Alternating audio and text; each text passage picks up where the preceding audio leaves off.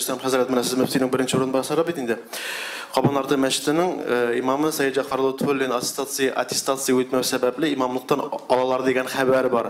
Моны раслыйсызмы һәм аның урынына кемне куярга җыенасыз? Шушы комиссия ул кадровый решение принимать итми. Ул имамнарны тикшерә. Сканер шикелле карый.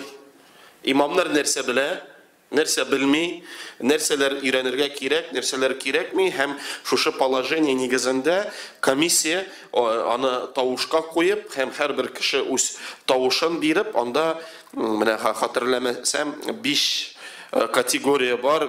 Шушы комиссия ул кадровое решение чыгармый. Шуңа күрә Сәйид Җафар хәзрәт китәме, китмиме, бу комиссияның нәрсәсе төп максаты түгел, комиссияның төп максаты тикшерү. Имам иң беренче ул дин әһле, иң беренчедән ул дин гылымын белергә тиеш, организацион башка мәсьәләләр ул икенче рәттә тора.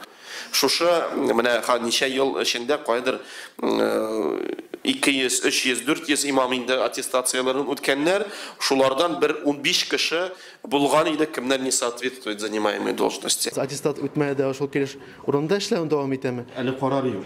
Карар юк. Бу комиссияның решениесе, әлбәттә, ул аннары карар булырга тиеш, аңлашыла, чөнки әгәр дә ул нишләтә алмый, ягъни имам буларак теге нәрсәләр инде. Шуңа күрә бу сорауга мин дә җавап бирә алмыйм. Аны әлбәттә югары дәрәҗәдә иң беренче һәрбер имам ул мухтасибатка керә һәм мухтасибатта әлбәттә җавап бирерләр дип өметләнәбез. Мин аны әйтә алмыйм. Бу мәсьәлә ачык кала дип әйтәсез.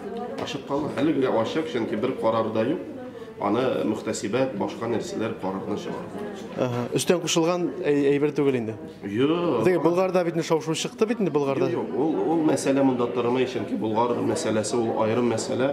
Комиссияның төп максаты аны положениесында сез карый аласыз, ул сканер шикелле имамнарны карый, дини гылымнарын тикшерә.